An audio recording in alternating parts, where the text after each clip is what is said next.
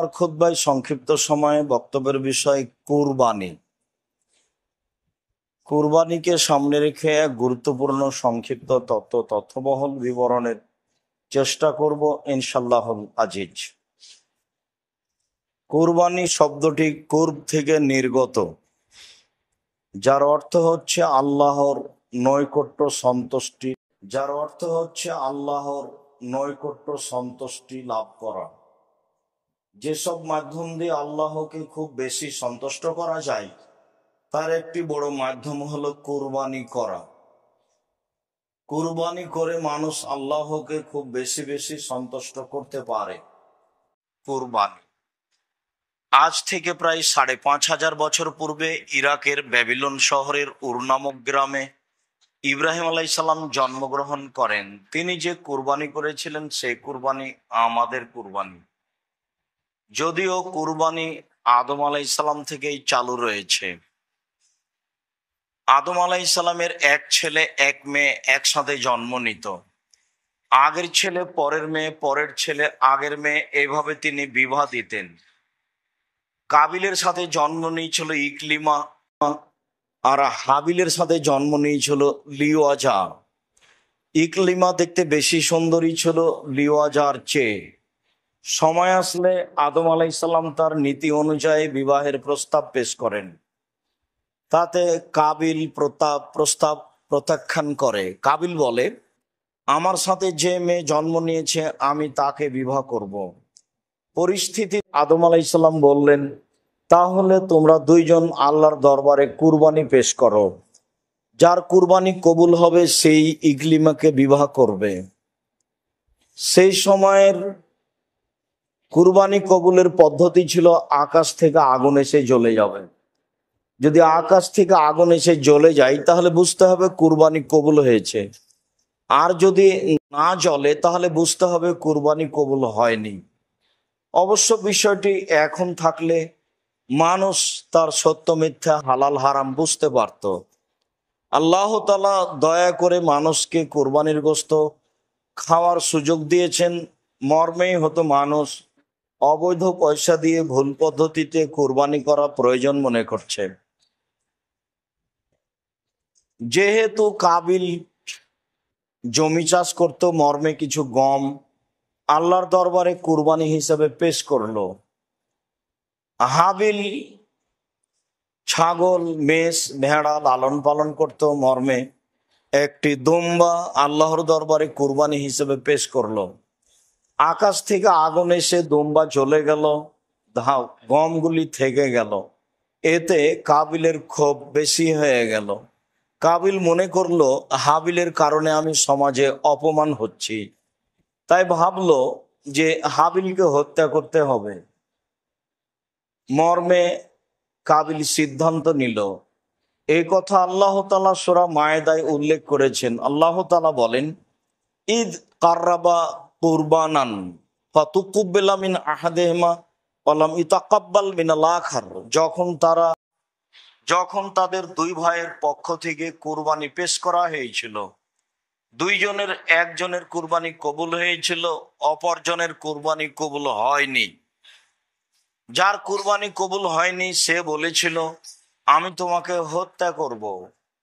তখন হাবিল বলেছিল, তুমি হত্যা করো, আমি তোমাকে হত্যা করব না, তোমার উপরে আমি হাত উঠাবো না। যেহেতু সমাজে বদনাম ছড়িয়ে গেল, কাবিল ভালো মানুষ নয়, তাই তার কুরবানি কবুল হয়নি। সে লজ্জা ঢাকতে গিয়ে এক পর্যায়ে সে হাবিলকে হত্যা করলো। আসলে বিবাহ করতে পারেনি, সেই কারণে হাবিলকে হত্যা করেছে, ইতিহাস ঠিক নয়। বরং কুরবানি কবুল হলো না তার, মর্মে লজ্জা ঢাকতে গিয়ে কাবিল হাবিলকে হত্যা করেছে, এ কথাই ঠিক। লাশ পড়ে আছে। কাবিল হাবিলকে কি করবে তা বুঝতে পারে না। দুটি কাক আসলো, মারামারি করলো, তাতে একটি কাক মারা গেল। জীবিত কাকটি মরে যাওয়া কাককে গর্ত খুঁড়ে মাটিতে পুঁতে দিল। কাবিল বুঝতে পারলো হাবিলকে কি করতে হবে। লজ্জিত হয়ে গর্ত খুঁড়ে মাটিতে হাবিলকে পুঁতে দিল। আমাদের নবী মোহাম্মদ সাল্লাল্লাহু আলাইহি সাল্লামের পক্ষ থেকে যে পদ্ধতি চালু হয়েছে, তাতে অমুসলিম মারা গেলে তাকে কাফন, জানাজা, গোসল ছাড়াই মাটিতে পুঁতে দিতে হবে, যা তিনি তার চাচা আবু তালেবের ব্যাপারে করেছিলেন। হাদিস বুখারী, মুসলিম। আর মুসলিম মারা গেলে তার জানাজা, গোসল, কাফন, দাফন সব রাসূল সাল্লাল্লাহু আলাইহি সাল্লামের পদ্ধতিতে হবে। আগের পদ্ধতিতে সে নীতি অনুযায়ী তাকে মাটিতে পুঁতে দিল। বলছিলাম আমাদের কুরবানি ইব্রাহিম আলাইহিস সালামের কুরবানি। ইব্রাহিম আলাইহিস সালাম তার স্ত্রী সারাকে সাথে নিয়ে এক এলাকা দিয়ে পার হচ্ছিলেন। সে এলাকায় স্বামী স্ত্রী পার হতে পারে না। তাই ইব্রাহিম আলাইহিস সালাম তার স্ত্রী সারাকে বলেছিলেন, সারা, এই এলাকা দিয়ে স্বামী স্ত্রী পার হতে পারে না, মর্মে আমরা দুইজন ভাই বোন হয়ে পার হয়ে যাব। তোমাকে যদি কেউ বলে এটা কে, তাহলে তুমি বলিও এটা আমার ভাই, আর আমি বলবো এটা আমার বোন। মর্মে তিনি বললেন এটা আমার বোন। তিনি তার স্ত্রীকে বললেন, সারা, আমি কিন্তু তোমার কথা বলে দিয়েছি, তুমি আমার বোন। তুমি যদি আমাকে মিথ্যুক প্রমাণ করো তাহলে এটা কেমন হবে? তুমি আমাকে মিথ্যুক প্রমাণ করো না। এরপরেও তিনি বললেন, মনে রেখো সারা, মাটির উপরে মাত্র দুইজন মুসলমান, আমি আর তুমি, এছাড়া আর কোনো মুমিন মুসলমান নেই। এই হিসাবে আমরা দুইজন ভাই বোনও বটে। অনেক কৌশলের পরেও ইব্রাহিম আলাইহিস সালাম তার স্ত্রীকে রক্ষা করতে পারলেন না। তার স্ত্রীকে স্বৈরাচারী শাসকের কাছে পাঠানো হলো। যখন স্বৈরাচারী শাসকের কাছে তিনি গেলেন, সে দাঁড়িয়ে তার সাথে অন্যায় করতে চাইলো। সারা বললেন, থামেন, আগে ওযু হবে, 2 রাকাত সালাত হবে, তারপরে কথা হবে। সারা ওযু করলেন, 2 রাকাত সালাত আদায় করলেন। আল্লাহুম্মা ইন কুনতু আমানতু বিকা ওয়া বিরাসূলিকা ওয়া আহসানতু ফারজি ইল্লা যাওজি। আমি যদি তোমাকে বিশ্বাস করে থাকি আর তুমি তোমার নবী ইব্রাহিমকে নবী বলে বিশ্বাস করে থাকি, আমি যদি আমার জীবনে কোনোদিন অশ্লীল জেনার কাজে লিপ্ত না হয়ে থাকি, তাহলে এই নির্জন ঘরে যেন এই লোক আমার গায়ে হাত লাগাতে পারে না। তার কথা শেষই হয়নি, স্বৈরাচারী শাসক অজ্ঞান হয়ে পড়ে গেল। ঘটনা 3-3 বার ঘটলো। তখন স্বৈরাচারী শাসক বলল, এই তোমরা কে রয়েছ? তোমরা তো আমার কাছে শয়তান পাঠিয়েছ, ভালো মানুষ পাঠাওনি, তোমরা একে নিয়ে যাও। এরপরে একে একটা মহিলা উপঢকন হিসাবে দাও, যার নাম হাজেরা। অত্র বুখারী মুসলিমের বিবরণের এখানে একটি কথা বলতে চাই যে, মনে রাখবেন, জীবনে যার উপকার করবেন সে আপনার ক্ষতি করবে, তবে ক্ষতি সাধন মনে করেই উপকার করতে হবে। সারা স্বৈরাচারী শাসককে 3-3 বার দোয়া করে রক্ষা করলেন। সে আসলে এখন ধ্বংস হয়ে যাবে, কিন্তু সারা বলছিলেন, আল্লাহ তুমি একে বাঁচিয়ে দাও, এ যদি এখানে মারা যায় তাহলে আমি আর আমার স্বামী আমরা দুজন আটকা পড়ব। এ বলবে বা এর লোকেরা বলবে যে আমি তার স্বামীকে, আমি সেই লোককে হত্যা করেছি। তখন আমরা হত্যার দোষে আমি আর আমার স্বামী ইব্রাহিম আটকা পড়ব। তুমি একে এই বিপদ থেকে রক্ষা করো। 3-3 বার আল্লাহর দরবারে দোয়া করে সারা তাকে বিপদ থেকে রক্ষা করলেন। শেষ পর্যন্ত স্বৈরাচারী শাসক বলল, সারা হলো শয়তান। এই তোমরা কে রয়েছ? এ তো শয়তান, তোমরা তো আমার কাছে শয়তানকে পাঠিয়েছ, মানুষকে তো পাঠাওনি। তোমরা একে নিয়ে যাও, একে একটা হাতি উপঢকন দাও, যার নাম হাজেরা। সারা হাজেরাকে সাথে নিয়ে ইব্রাহিম আলাইহিস সালামের কাছে গেলেন। ইব্রাহিম আলাইহিস সালামের কাছে গিয়ে বললেন, স্বৈরাচারী শাসককে আল্লাহ ধ্বংস করেছে, তার উদ্দেশ্য সফল হয়নি। সে একটা কাজের মেয়ে সাথে দিয়েছে, যার নাম হাজেরা। ইব্রাহিম আলাইহিস সালাম তার স্ত্রী সারা ও কাজের মেয়ে হাজেরাকে সাথে নিয়ে স্বদেশ চললেন। এক পর্যায়ে সারা হাজেরাকে বললেন, দেখো হাজেরা, আমাদের তো কোনো ছেলে মেয়ে নেই, আমরা তো বেশ বয়সের হয়ে গেছি, তুমি আমার স্বামীর সাথে বিবাহ বন্ধনে আবদ্ধ হও, যদি আমাদের কোনো ছেলে মেয়ে জন্ম নেয়। হাজেরা বললেন, দেখেন, যা আছি ভালো আছে, বিবাহ হয়ে গেলে হয়তো ভালোবাসায় ফাটল ফাটতে পারে, তো বিবাহ না হওয়াই ভালো। বারবার বলার কারণে এক পর্যায়ে ইব্রাহিম আলাইহিস সালাম হাজেরাকে বিবাহ করলেন। মর্মে ইসমাইল আলাইহিস সালাম জন্ম নিল। ইসমাইল আলাইহিস সালাম জন্ম নিলে যা হওয়ার তাই হলো। হাজেরা এবং সারার মধ্যে ভালোবাসায় দেখা দিল তফাৎ। পরিস্থিতি দেখে ইব্রাহিম আলাইহিস সালাম তার স্ত্রী হাজেরা এবং দুধের ছেলে ইসমাইলকে সাথে নিয়ে বনেবাস স্বরূপ চললেন কাবা ঘরের পাশে। সেখানে কাবা ঘর ছিল না, বিবরণে এসেছে ফাওয়াজা হুমাইন্দা দাওহাতা ফাওকা জামজামা আলাল মসজিদে।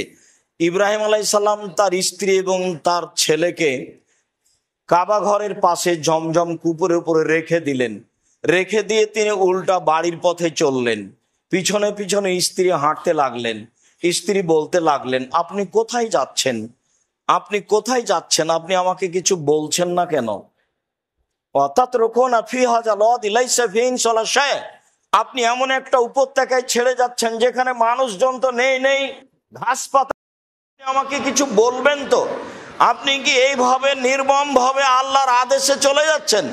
আল্লাহ কি আপনাকে এভাবেই চলে যেতে বলেছেন? আপনি এমন একটা জায়গায় যেখানে যাচ্ছেন যেখানে মানুষ পানিজন খাওয়ার কোনো ব্যবস্থাই নাই, আপনি আমাকে কিছু বলবেন না? আল্লাহ কি আপনাকে এইভাবে চলে যেতে বলেছেন? উত্তরে তিনি বললেন না। হ্যাঁ, তখন তিনি মুখ ঘুরিয়ে বলেছেন, তা বোঝা যায় না। চলার পথেই সামনের দিকে মুখ করে বলেছেন হ্যাঁ, তবে তিনি এ কথা বলেননি কোনো সমস্যা হবে না, থাকো। তবে তিনি এ কথা বলেননি কোনো চিন্তা করেন না, তুমি কোনো চিন্তা করো না, কোনো সমস্যা হবে না, এরকম কোনো কথা তিনি সান্ত্বনামূলক বলেননি। যেতে যেতে যখন সানিয়া পাহাড়ের পাশে চলে গেলেন, তখন উল্টা ফিরে তিনি কাবা ঘরের দিকে লক্ষ্য করলেন। কাবা ঘরের দিকে লক্ষ্য করে তিনি পরিবারের জন্য দোয়া করতে লাগলেন। পরিবারের প্রতি তার দিকে লক্ষ্য করে তিনি পরিবারের জন্য দোয়া করতে লাগলেন। পরিবারের প্রতি তার ভালোবাসার অভাব ছিল না। উপর থেকে আদেশ হয়েছে ছেলে মেয়েকে এইভাবে রেখে চলে যেতে হবে, স্ত্রী পরিবারকে এইভাবে রেখে চলে যেতে হবে, এটাই আদেশ। বড় বিপদে পড়েছেন তিনি, এর নাম পরীক্ষা। তিনি স্ত্রী ছেলেকে এইভাবে রেখে গিয়ে কিছুদূর আগিয়ে গিয়ে সানিয়া পাহাড়ে গিয়ে কাবা ঘরের দিকে লক্ষ্য করে হাত তুলে বলছেন, রব্বানা ইন্নী আসকানতু মিন যুররিয়াতি বিওয়াদিন ইনদা গায়রি যারইন ইনদা বাইতিকাল মুহাররম। হে আমার প্রতিপালক, আমার পরিবারের কিছু অংশকে তোমার কাবা ঘরের পাশে রেখে দিলাম যেখানে মানুষজন ঘাস পাতা কিছুই নেই। একটু আগেই স্ত্রী যা বললেন, একটু পরে স্বামী তাই বললেন। তবে তিনি কাবা ঘরের দিকে মুখ করে হাত তুলে আহাল পরিবারের জন্য দোয়া করছিলেন।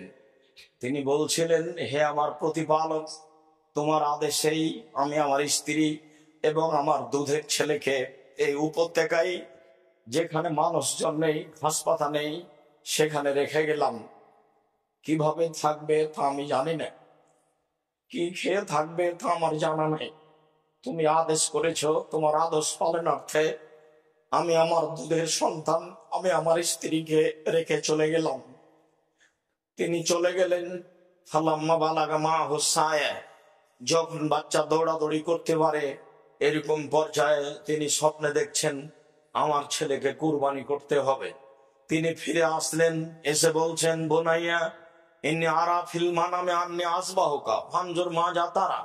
ও আমার আদরের ছেলে, আমি স্বপ্নে দেখছি তোমাকে কুরবানি করছি, তোমাকে কুরবানি করতে হবে। মাজা তারা, তোমার মতামত কি, তুমি কি বলতে চাও? ছোট ছেলের কাছে ইব্রাহিম আলাইহিস সালাম 90 বছরের বৃদ্ধ মানুষ, চুলদাড়ি পেকে গেছে, পরামর্শ চাচ্ছেন। ছোট বাচ্চা ছেলে দৌড়াদৌড়ি করতে পারে, দেখতে যখন খুব সুন্দর লাগে। এই সময়ে ছেলে উত্তরে বলছে, আবাতি ফাল মা, আপনি আমাকে ধৈর্যশীল পাবেন। অত্র বিবরণে বোঝা যায় ইব্রাহিম সালাম তার ছেলেকে কুরবানি করার জন্য হাত পা বেঁধেছিলেন, এই কথা মিথ্যা। কুরবানি করার জন্য তিনি চোখে কাপড় দিয়েছিলেন, এই কথা মিথ্যা। তার ছুরিতে লোহা লাগিয়ে দিয়ে ধার বন্ধ করে দেওয়া হয়েছিল, এই কথা মিথ্যে। চোখের সামনে দেখে দেখে ছেলেকে কুরবানি করতে হবে, এটাই আদেশ। 90 বছরের বৃদ্ধ মানুষ, চুলদাড়ি পেকে গেছে, মিনা মাঠে ফাঁকা জায়গায়, দুই ধারে প্রায় 20 তলার সমান উঁচু পাহাড়, নিচে সমতল জায়গায়। ফা আসলামা ওয়া তাল্লাহু লিল জাবিন, বাপ ভাইয়েরা একমত, বাপ ও ছেলেকে কুরবানি করবে, ছেলেও তাতে রাজি। ছেলেকে উপুড় করে তিনি শয়ে দিলেন। মুখমণ্ডল নিচের দিকে আছে, মাথার পিছন দিক উপরের দিকে আছে। দর্শক বলতে ফেরেশতা আল্লাহ, মানুষজন কেউ নেই। বৃদ্ধ মানুষ তার ছেলেকে উপর করে শয়ে দিয়ে বারবার ছুরি চালাচ্ছেন। মহান আল্লাহ বলছেন, ইব্রাহিম কাদ সাদ্দাক্তা রুইয়া, তুমি তোমার স্বপ্নকে বাস্তবায়ন করেছো, তোমার ছেলেকে কুরবানি করতে হবে এই ঠেকা আমার বাঁধেনি। আসলে তোমাকে আমি পরীক্ষা করছিলাম, তুমি পরীক্ষায় পাস করতে পারো কিনা। অফাদাই না হু বেজিবিন আজিম, আমি তোমার ছেলেকে, আমি ইব্রাহিমের ছেলেকে বড় কুরবানির মাধ্যমে ছাড়িয়ে নিলাম। বেজিবিন আজিম, এটা হচ্ছে বড় কুরবানি। কুরবানি একটা বড় কাজ। স্বাদের জিনিস কুরবানি করতে হবে, যার সাথে অনেক ভালোবাসা আছে, যা দেখতে অনেক ভালো। আল্লাহর পক্ষ থেকে বড় দয়া, ছেলের পরিবর্তে দুম্বা উপস্থিত করেই আল্লাহ আমি পশুর মাধ্যমে তার ছেলেকে ছাড়িয়ে নিলাম। সম্মানিত মসজিদের মুসল্লি, যারা অনলাইনে আমাদের সাথে আছেন, আমরা সবাইকে বলছিলাম যে সত্য সত্যই এই কুরবানি একটি বড় কুরবানি, যা আল্লাহকে সন্তুষ্ট করার বড় মাধ্যম, যা আমরা সংক্ষিপ্ত ইতিহাসে আপনাদের সামনে পেশ করছিলাম। আমাদের কুরবানি এই কুরবানি, যে কুরবানি ইব্রাহিম আলাইহিস সালাম করেছেন। এই ব্যাপারে আল্লাহ তাআলা বলেন, ওয়ালিকুল্লি উম্মাতিন জাআলনা মানসাকা, আমি প্রত্যেকটা সম্প্রদায়ের জন্য কুরবানির ব্যবস্থা করেছি। লিয়াযকুরু ইসমাল্লাহ, তারা যেন আল্লাহর নামে তাদের পশুকে কুরবানি করতে পারে।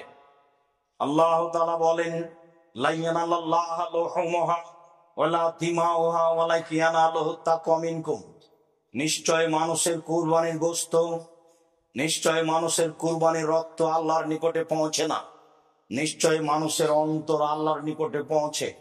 যার অন্তর পরিষ্কার, যার পয়সা বৈধ, তারই কুরবানি কবুল হয় মাত্র, অন্য মানুষের কুরবানি কবুল হয় না। বৈধ, তারই কুরবানি কবুল হয় মাত্র, অন্য মানুষের কুরবানি কবুল হয় না। যার এ বিষয়ে অন্তর পরিষ্কার নয়, যে আল্লাহকে সন্তুষ্ট করার জন্য কুরবানি করতে পারে না, স্বার্থের উপরে কুরবানি করে, তার কুরবানি কবুল হয় না, এ কথাই ঠিক। অত্র আয়াতে যা আল্লাহ তাআলা বলেন, আল্লাহ তাআলা বলেন, ফাসাল্লি লিরাব্বিক ওয়ানহার, মুহাম্মদ সাল্লাল্লাহু আলাইহি সাল্লাম, আপনি আপনার প্রতিপালককে সন্তুষ্ট করার জন্য কুরবানি করুন আর সালাত আদায় করুন। আপনি আপনার প্রতিপালককে সন্তুষ্ট করার জন্য সালাত আদায় করুন, কুরবানি করুন। অবশ্যই কুরবানি আল্লাহকে সন্তুষ্ট করার জন্য একটি বড় মাধ্যম, যা কোরআন এবং হাদিস দ্বারা প্রমাণিত হয়। আবু হুরায়রা রাদিয়াল্লাহু তাআলা আনহু বলেন, রাসূল সাল্লাল্লাহু আলাইহি ওয়াসাল্লাম বলেছেন, মান কানা লাহু সাআতুন ওয়া লাম ইয়াজাহি ফালা ইয়াকরাবান্না মুসাল্লানা, যার অর্থ সম্পদ রয়েছে, সে যদি কুরবানি না করে তাহলে সে যেন আমার ঈদের মাঠে না আসে। বিবরণী মনে হচ্ছে কুরবানি জরুরি। আসলে কুরবানি জরুরি নয়, কুরবানি ফরজ নয়, কুরবানি একটি নেকির মাধ্যম, যার কারণেই আবু বকর সিদ্দিক এবং ওমর রাদিয়াল্লাহু তাআলা আনহু লা ইজাহিয়ানে আন আহলিহিমা মাখাফাতান আন ইয়ারা যালিকা ওয়াজিবান, মানুষ যেন এটাকে জরুরি ফরজ না মনে করেই তাদের পরিবারের পক্ষ থেকে কুরবানি করতেন না। অবশ্যই কুরবানি আল্লাহকে সন্তুষ্ট করার মাধ্যম, অবশ্যই কুরবানি একটি বড় ইবাদত, অবশ্যই স্বাদের জিনিস কুরবানি করতে হবে, এ কথাই ঠিক। কুরবানির ব্যাপারে একাধিক আলোচনা রয়েছে। আনাস রাদিয়াল্লাহু তাআলা আনহু বলেন, যাহা রাসূলুল্লাহ সাল্লাল্লাহু আলাইহি সাল্লাম কাবশাইনে আমলাহাইনে আকরানাইনে যাবাহুমা বিয়াদিহি ওয়া সাম্মা ওয়া কাব্বারা, রাসূল সাল্লাল্লাহু আলাইহি সাল্লাম দুইটি সাদা কালো শিংওয়ালা ভেড়া কুরবানি করলেন। তিনি তা নিজ হাতে করলেন। তিনি আল্লাহু আকবার, বিসমিল্লাহ আল্লাহু আকবার বললেন। বর্ণনাকারী বলেন, রাআইতুহু ওয়াজিআন কাদামু আলা সিফাহিমা, আল্লাহর নবীকে আমি দেখলাম তিনি তার কোরবানির পশুর চোয়ালের উপরে, পাঁজরের উপরে পা রেখে বিসমিল্লাহ আল্লাহু আকবার বলে কুরবানি করলেন। একাধিক সহিহ হাদিসে রয়েছে কুরবানির কথা, একাধিক আয়াতে রয়েছে কুরবানির কথা। অবশ্যই আমরা আল্লাহকে সন্তুষ্ট করার আশায় কুরবানি করব, যাতে করে আমাদের পরকালে সফলতা নেমে আসে। আল্লাহ, তুমি আমাদেরকে তোমাকে সন্তুষ্ট করার জন্য কুরবানি করার তৌফিক সুযোগ করে দাও। আল্লাহুম্মা আমিন। আল্লাহুম্মা সাল্লি আলাইহি, আল্লাহুম্মা বারিক আলাইহি।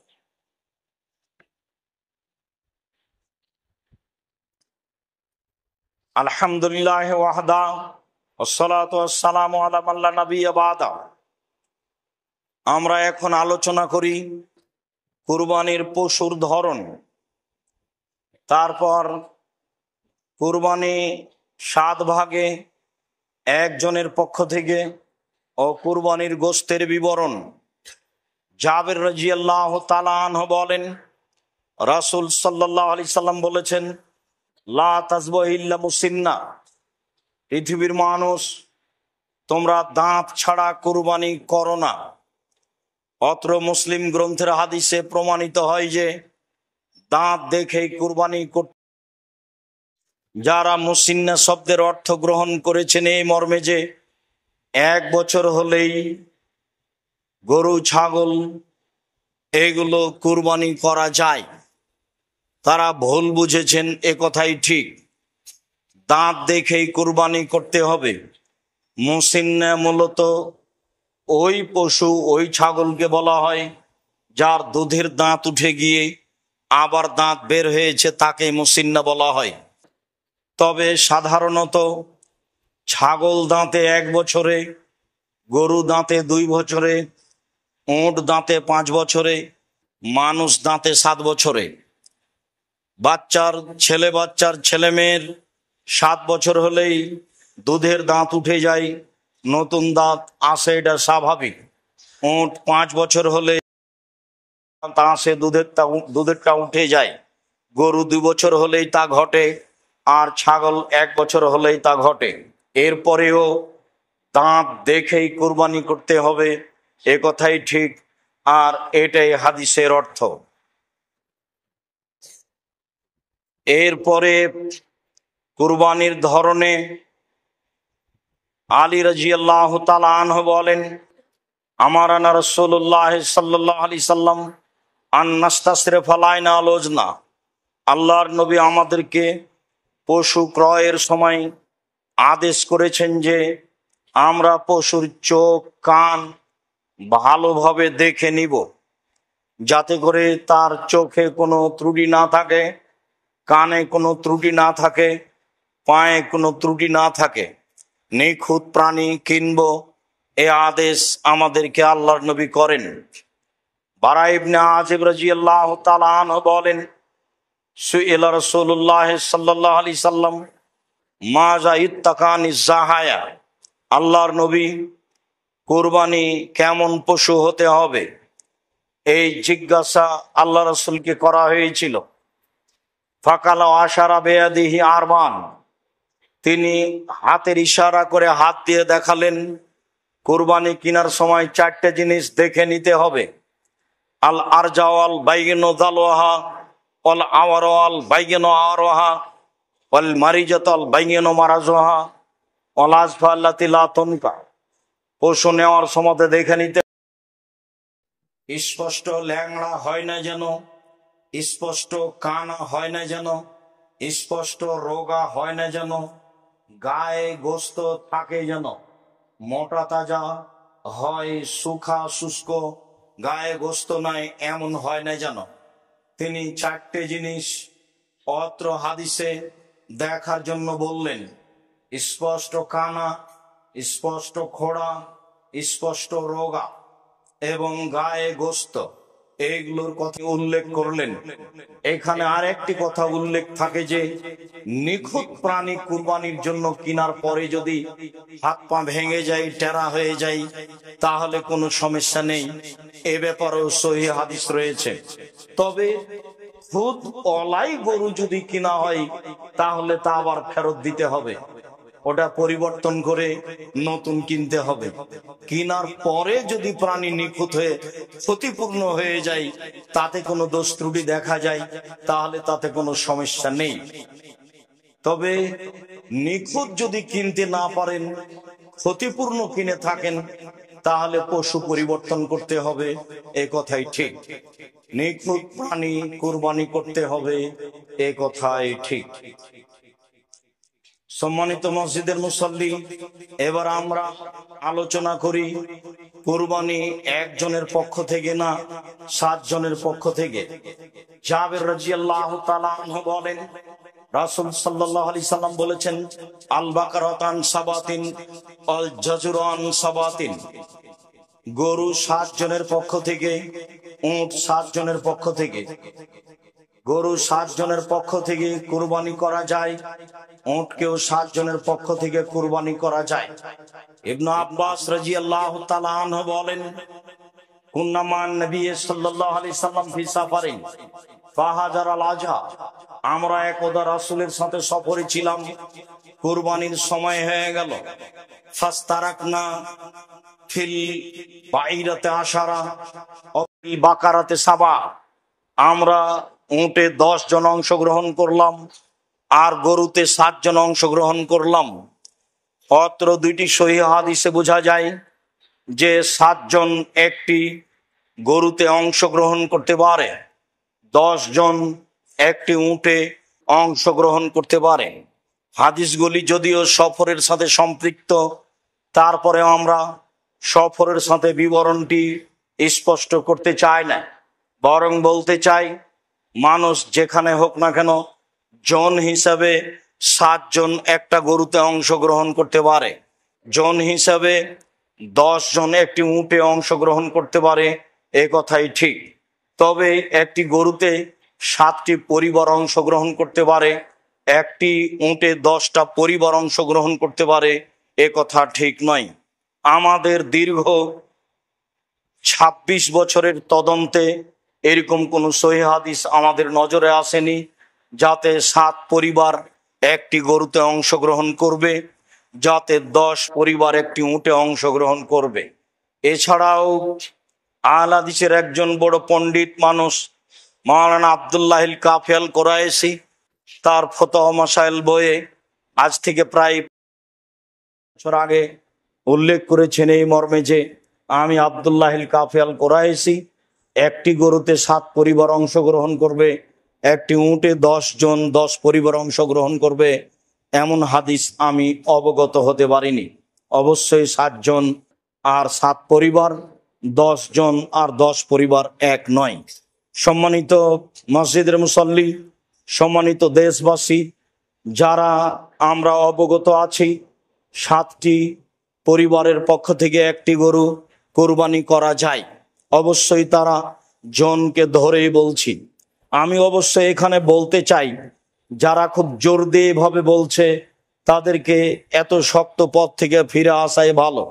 বলা যেতে পারে তার পক্ষ থেকে যে একটা গরুতে একটা পরিবারই উত্তম, একটা ছাগলে একটা পরিবারই উত্তম।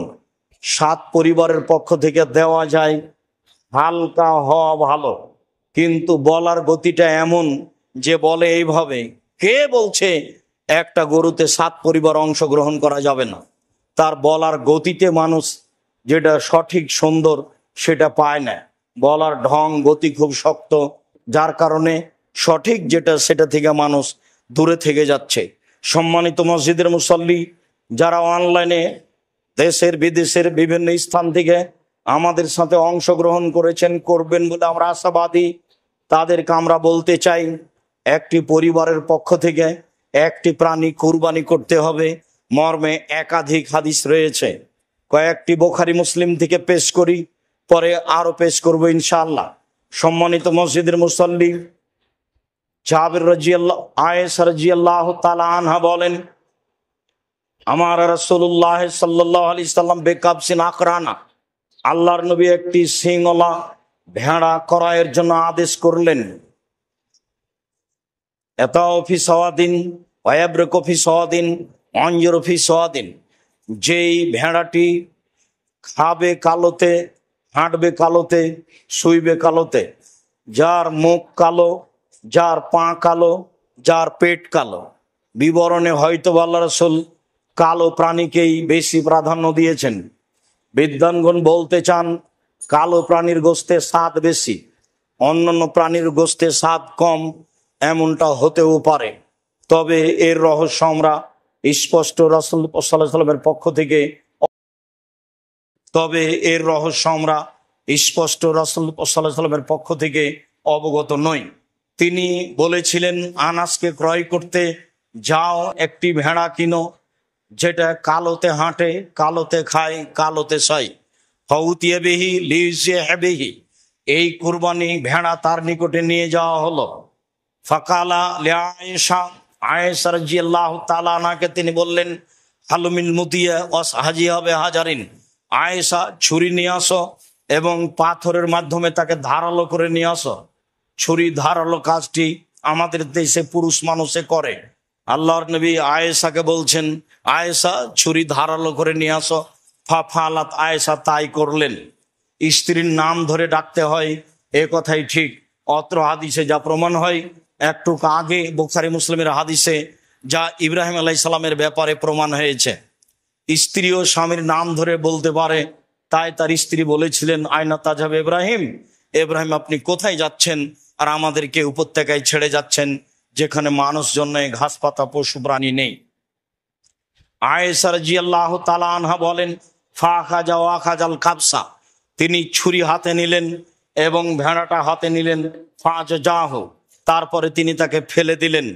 ফেলে দিয়ে চোয়ালের উপরে পা চাপিয়ে তিনি বলছেন, আল্লাহুম্মা তাকাব্বাল মিন মুহাম্মদ ওয়া আলে মুহাম্মদ, আল্লাহ তুমি এই ভেড়া কবুল করো মুহাম্মাদের পক্ষ থেকে, তার পরিবারের পক্ষ থেকে।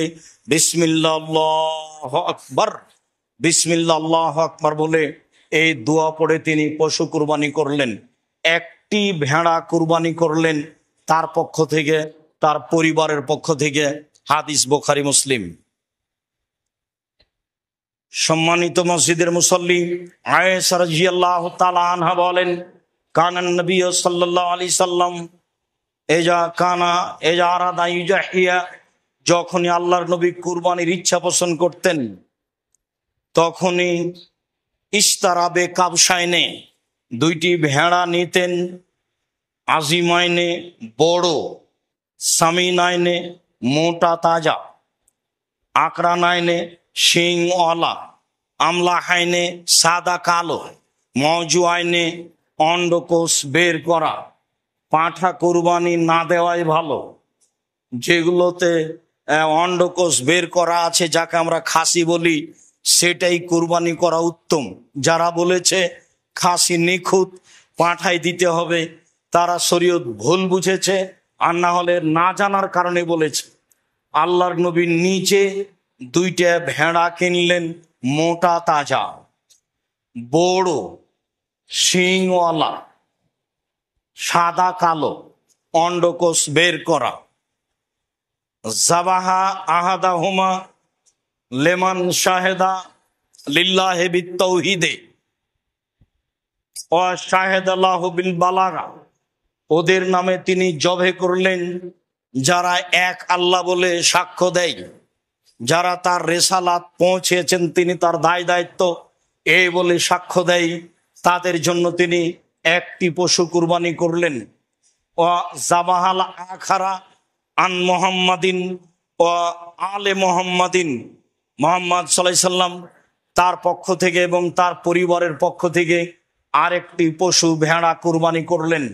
অত্র সহিহ হাদিস প্রমাণ করে যে একটি পরিবারের পক্ষ থেকে একটি প্রাণী কুরবানি করতে হবে। 2, 3, আয়েশা রাদিয়াল্লাহু তাআলা আনহা বলেন, নাহার রাসূলুল্লাহ সাল্লাল্লাহু আলাইহি ওয়াসাল্লাম ফি হাজ্জাতিল বিদায়ে আন আজওয়াজিহি বাদনাতান ওয়াহেদা, রাসূল সাল্লাল্লাহু আলাইহি সাল্লাম ছিলেন।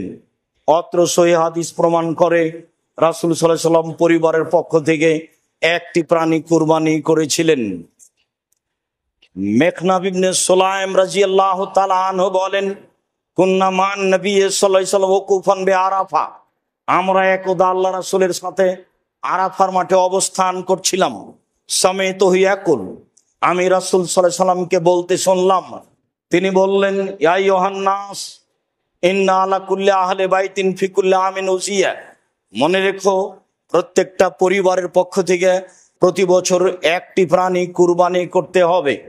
মনে রেখো প্রত্যেকটা পরিবারের পক্ষ থেকে অন্তত একটি প্রাণী কুরবানি করতে হবে। মনে রেখো প্রত্যেকটা পরিবারের পক্ষ থেকে অন্তত একটি প্রাণী কুরবানি করতে হবে। রাসূল সাল্লাল্লাহু আলাইহি সাল্লাম যদিও বিদায় হজে 100টি কুরবানি করেছিলেন, মানুষ একাধিক কুরবানি করুক, যেহেতু নেকির কাজ, কুরবানি একাধিক করুক, 2-4টা 10টা 5টা 50টা করুক, নিজের নামে করুক আর নেকির জন্য করুক, ছেলে মেয়ের নামে করুক, সেটা ভিন্ন কথা। মরা মানুষের নামে কুরবানি চলে না, জীবিত মানুষের নামে কুরবানি চলে। যারা বলেছেন মরা মানুষের নামে কুরবানি করলে সেই গোশত ফকির মিসকিনকে নিয়ে দিয়ে দিতে হবে, এটা মন্তব্য মাত্র। কুরবানির পশু মরা মানুষের পক্ষ থেকে জবে করতে হবে মর্মে যে হাদিস এসেছে, সে হাদিস অগ্রহণীয়। কাজে যারা মারা গেছে তাদের নামে রয়েছে দান, তাদের নামে রয়েছে মুখের দোয়া, তাদের নামে কুরবানি নয়। তাদের নামে হজ করতে পারে, যা স্পষ্ট শরীয়ত দ্বারা প্রমাণিত হয়। রাসূল সাল্লাল্লাহু আলাইহি সাল্লাম একাধিক কুরবানি করেছেন মর্মে মানুষ একাধিক কুরবানি করতে পারে, তবে পরিবারের পক্ষ থেকে অন্তত একটি পশু কুরবানি করতে হবে, যা অত্র সহিহ হাদিসে প্রমাণিত হয়। আতা ইবনে ইয়াসার রাদিয়াল্লাহু তাআলা আনহু বলেন, সাআলতু আবু আইয়ুব আল আনসারী, আমি আইয়ুব আনসারীকে জিজ্ঞাসা করলাম, কাইফা বিকুম আল আযাহা ফিকুম আলা আহাদি রাসূলিল্লাহ সাল্লাল্লাহু আলাইহি সাল্লাম, আপনাদের রাসূলের যুগে কুরবানি কেমন ছিল? আপনাদের মাঝে রাসূলের যুগে কুরবানি কেমন ছিল? তখন আবু আইয়ুব আনসারী রাদিয়াল্লাহু তাআলা আনহু বলেন, কানার রাজুল ইজাহি বিসাত আনওয়ান আহলে বাইতিহি, রাসূলের যুগে আমরা ব্যক্তিরা তার পক্ষ থেকে, তার পরিবারের পক্ষ থেকে একটি ছাগল কুরবানি করতেন। একুলু নাউত এমন, তারা নিজেরা খেতেন এবং খাওয়াতেন। একাধিক সহিহ হাদিস দ্বারা প্রমাণিত হয় যে মানুষকে তার পক্ষ থেকে এবং তার পরিবারের পক্ষ থেকে অন্তত একটি প্রাণী কুরবানি করতে হবে। রমজান আসলেই 12-11 মাস 12 মাস সব 3-4 ভাই পৃথক পৃথক খায়। আবার যখন কুরবানি এসেছে তখন সব টাকা এক জায়গাতে জমা করে একটা গরু কুরবানি দিয়েছে। এভাবে মজাক করলে হবে? যার ভাত অন্ন সেটাই পরিবার। ভাইয়েরা তো সারা বছরই ভিন্ন ভিন্ন খায়, ভিন্ন ভিন্ন উপার্জন করে। হ্যাঁ, একটা কাজ করতে পারে, সবার নামে করলে একটা করে প্রাণী ছাগল, আর সব টাকা জমা করে বাপের নামে করলো একটা গরু, দিয়ে সবাই গোশত ভাগ করে নিল, তা করা যায়। কিন্তু টাকা জমা করে একটা গরু সবাই মিলে দিবে, এই পদ্ধতি রাসূল সাল্লাল্লাহু আলাইহি সাল্লামের নয়। 3-4 ভাই মিলে নিবে 3-4 ভাগ, আর গ্রামের 2 জন নিবে 3 ভাগ দিয়ে 7টা করবে, এই পদ্ধতি রাসূল সাল্লাল্লাহু আলাইহি সাল্লামের পক্ষ থেকে প্রমাণিত নয়। তবে অনেকে বলতে চেয়েছে যে 7 জনে যদি চলে তাহলে 3 জনও চলে, বারদার যে আরো ভালো চলে, 5 জনও চলে, আরো ভালো চলে। আমি দীর্ঘ এই 26 বছরের তদন্তে এইভাবে কুরবানি করা যাবে তা অবগত হতে পারিনি। আর আমি আব্দুর রাজ্জাক বিন ইউসুফ শরীয়ত থেকে সামান্যতম সরে আসতে চাই না। আবারও বলছি, ভাগে জন হিসাবে 7 জনই চলে, ভাগে পরিবার হিসাবে চলে না। শরীয়তকে মেনে এত বড় দামি ইবাদত করার চেষ্টা করেন, বা নেকি বেশি হবে। টাকা বেশি আছে, রাজস্থান থেকে উট কিনে নিয়ে এসে কুরবানি করেন। টাকা কম আছে, ষাঁড় কুরবানি কিনে কুরবানি দেন। টাকা কম আছে, খাসি কিনে কুরবানি দেন। টাকা কম আছে, ছাগি কিনে কুরবানি দেন। টাকা কম আছে, ভেড়া কিনে কুরবানি দেন। একটা গরুর ভাগে যত টাকা লাগে ওই টাকা দিয়ে অন্তত বর্তমান বাজারে 3টে ভেড়া কিনে পাওয়া যায়। গোস্ত খাওয়ার উদ্দেশ্যে কুরবানি করলে তো তাহলে এটা কবুল হবে না, উদ্দেশ্যই তো উল্টা হয়ে আছে। লা ইয়ানালাল্লাহু লুহুমুহা ওয়ালা দিমাউহা ওয়ালাকিন ইয়ানালুহু তাকওয়া মিনকুম। আল্লাহর নিকটে তোমাদের কুরবানির গোস্ত, কুরবানির রক্ত পৌঁছে না, পৌঁছে তোমাদের অন্তর। যার নিয়ত পরিষ্কার, টাকা বৈধ, তারই কুরবানি কবুল হয়, এছাড়া কুরবানি কবুল হয় না। সম্মানিত মসজিদের মুসল্লি, একটি কথা বলতে চাই যে কুরবানির গোস্ত আমরা সাধারণত 3 ভাগে ভাগ করে থাকি। বিশেষভাবে চাঁপাইনবাবগঞ্জ, রাজশাহী এবং ইন্ডিয়ার আরো কিছু কিছু জেলায় 3 ভাগে ভাগ করা হয়। 2 ভাগ নিয়ে আসা হয়, 1 ভাগ বিকালে মাথা পিছু ভাগ করে নেওয়া হয় গ্রামবাসী মিলে। আসলে এই পদ্ধতি হারাম না হলেও তা পছন্দনীয় নয়। আবার কোন কোন এলাকায় মানুষ হারে কিছু দিয়ে দেওয়া হয় আর সব নিয়ে চলে আসা হয়, এটাও ঠিক নয়। হ্যাঁ, 3টার পদ্ধতির মর্মে কোনো হাদিস সহি নেই। যে হাদিস এসেছে যে 3 ভাগের 1 ভাগ নিজে খাবে, 3 ভাগের 1 ভাগ গরিব প্রতিবেশীকে দিবে, আর 3 ভাগের 1 ভাগ ফকিরকে দিবে যারা ভিক্ষে চায়, মর্মে হাদিসটি মানুষের বানানো নিতান্তই জয়ীফ। কাজে এ হাদিসকে দলিল সামনে রেখে কুরবানির গোশত 3 ভাগে ভাগ করতে হবে এ কথা নয়। 3 ভাগ করলে নাজায়েজ হারাম হবে এ কথা নয়। তবে আমরা পছন্দ মনে করি 3 ভাগের 1 ভাগ যে দিয়ে এসেছেন, 10-এর মধ্যে এটা দিয়ে এসেছেন, যাক ওটা ভাগ করে নে করা। যারা কুরবানি দেয়নি, আমার এক চাচা বলছেন, আব্দুর রাজ্জাক তাহলে তো ওদেরই গোশত বেশি হয়ে যাবে। তো তাতে কি আছে, ওদের গোশত যদি বেশি হয় হোক, কিন্তু 3 ভাগের 1 ভাগ দিয়ে এসেছেন আর নিতে যাবেন কেন? আবার যারা বলছে নিতে গেলে ওটা বমি করার মতো হয়ে গেল, দান করেছে আবার ফিরিয়ে নিল। কুরবানির গোশত অত ছোট জিনিস নয়, খুব দামি গোশত, খুব সম্মানী। দিয়ে এসেছে আবার নিতে গেলে সেটা ওই বমন হয়ে গেল, এ কথা বলা যাবে না। কুরবানির গোশতের উপর এরকম কোনো মন্তব্য করা ঠিক নয়। কুরবানি যেমন খুব দামি পশু, কুরবানির গোশত তেমন দামি জিনিস। একে ফকির মিসকিনকে দিতে শিখতে হবে। রাসূল সাল্লাল্লাহু আলাইহি সাল্লাম 3 দিনের বেশি খেতে নিষেধ করেছিলেন। পরবর্তীতে যখন সমস্যা দূর হয়ে গেল, সবার যখন টাকা পয়সা অবস্থা ভালো হয়ে গেল, তখন তিনি বললেন, কুলু ওয়াত্তাখিরু ওয়াতেমু মা বাদালাকুম, এখন তোমরা খাও, বাড়িতে জমা করে রাখো এবং দাও, যা পারো দাও, যা পারো খাও, যা পারো জমা রাখো। দেওয়ার বিষয়টা আপনার উপরে নির্ভর করে। 2 কেজি দিয়ে বাকি রেখে দিলেন, এটা কৃপণতা। কৃপণতা করে আপনি সফল হতে পারবেন না। অথচ 100 জন নেওয়ার জন্য আছে, কেউ নেওয়ার জন্য নেই, তা আপনি সবই রেখে দিলেন, ভালো কথা, রাখেন। অনেকে নেওয়ার জন্য আছে, আপনি সেখানে 2 কেজি দিয়ে বাকি রেখে দিলেন, এটা স্পষ্ট কৃপণতা। এটা মানুষকে বোঝানো সহজ, আল্লাহকে বোঝানো সহজ নয়।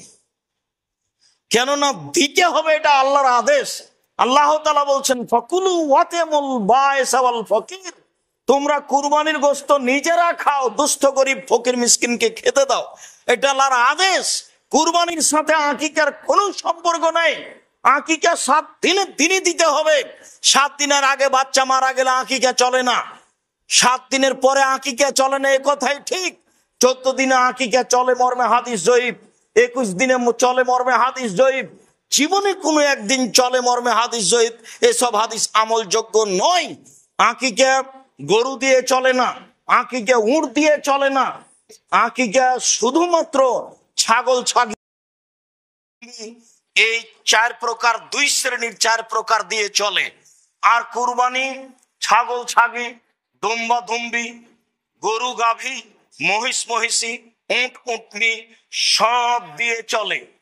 গোশত দিতে বাধ্য। আশেপাশে যদি গরিব মানুষ না থাকে, আর যদি না দেয়, তাহলে এ গুনাহগার হবে, এ আল্লাহর আদেশকে মানেনি, এ কৃপণ, সে ক্ষতিগ্রস্ত হবে। আর আকিকার গোশত ব্যক্তিগত গোশত, সে খাবে কি দিবে সেটা তার ব্যাপার। আকিকা করে নেকি হয় না, আকিকা করে বাপের জিম্মেদারি নামে। আর কুরবানি হচ্ছে নেকির কাজ। কুরবানি অনেক বড় নেকির কাজ। যেসব মাধ্যম দিয়ে আল্লাহকে খুব বেশি সন্তুষ্ট করা যায়, তার একটা বড় মাধ্যম হচ্ছে কুরবানি। সম্ভবপর মানুষ কুরবানি করার চেষ্টা করবে আল্লাহকে সন্তুষ্ট করার জন্য, এই কথাই ঠিক। আলোচনার শেষে এসে আরেকটি কথা, উম্মু সালমা রাদিয়াল্লাহু তাআলা আনহা বলেন, রাসূল সাল্লাল্লাহু আলাইহি সাল্লাম বলেছেন, মান রা হিলাল যিলহিজ্জা ওয়া আরাদা ইউজাহিয়া ফালা ইয়াখুজ মিন শারিহি ওয়ালা মিন আসফারিহি। কেউ যদি কুরবানির চন্দ্র দেখে তাহলে সে নখ চুল কাটতে পাবে না, এটা আল্লাহ রাসূলের আদেশ। যারা কুরবানি করবে তাদের উপরে এই আদেশ, এ কথাই ঠিক। ছেলে মেয়ে যদি না করে, নাও করতে পারে, তবে ছেলে মেয়ে যারা কুরবানি দিচ্ছে না তারা নখ কাটলে গুনাহগার হবে, এ কথা নয়। আর চন্দ্র উঠলে, কুরবানির চন্দ্র উঠলে গরু ছাগল জবে করা যাবে না, এ কথা মিথ্যা। গরু ছাগল জবে করতে পাবে না যে হজ করার জন্য ইহরাম বেঁধেছে সে। স্বাভাবিক মানুষ যেদিন হজের আলোচনা, আপনার যুলহিজ্জার আলোচনা আসবে, সেদিন আমরা আপনাদের সামনে বিস্তারিত বলবো। আজকের আলোচনার পুনরাবৃত্তি। সম্মানিত মসজিদের মুসল্লি, আমাদের যে কুরবানি, এই কুরবানি ইব্রাহিম আলাইহিস সালামের কুরবানি। ইব্রাহিম আলাইহিস সালাম থেকে যে কুরবানি চালু হয়েছে সেটাই আমাদের কুরবানি। যদিও কুরবানি প্রথা আদম আলাইহিস সালাম থেকেই চালু রয়েছে। আদম আলাইহিস সালামই তার 2 ছেলেকে কুরবানি করার জন্য আদেশ করেছিলেন, যা কোরআন মাজিদ দ্বারা প্রমাণিত হয়। ইতিহাস আমরা সংক্ষিপ্তভাবে উল্লেখ করেছি। এরপরে বলতে চাচ্ছি, সম্মানিত মসজিদের মুসল্লি, দাঁত দেখে, লেজ ভালো দেখে, কান দেখে, চক্ষু দেখে কুরবানি কিনতে হবে, এটা আল্লাহ রাসূলের আদেশ। আল্লাহকে সন্তুষ্ট করার জন্য পশু কিনতে হবে কুরবানির, এ কথাই ঠিক। এরপরে 7 জনে নয়, বরং 7 পরিবারের পক্ষ থেকে একটি পশু কুরবানি করতে হবে, এ কথা নয়, বরং একটি পশু একটি পরিবারের পক্ষ থেকে কুরবানি করতে হবে, এ কথাই ঠিক। অন্তত একটি পরিবারের পক্ষ থেকে একটি পশু কুরবানি করতে হবে, এ কথাই ঠিক। 7 জন আর 7 পরিবার এক নয়। বিষয়টি বিবেচনা করার জন্য বারবার অনুরোধ জানাচ্ছি। একটি পশুতে 7 জন অংশগ্রহণ করতে পারবে না, এ কথা আমরা কোনোদিনই বলিনি। একটি গরুতে 7 জন অংশগ্রহণ করতে পারে, একটি উটে 10 জন অংশগ্রহণ করতে পারে, তবে 10 পরিবার অংশগ্রহণ করবে এমন গতিতে আসেনি।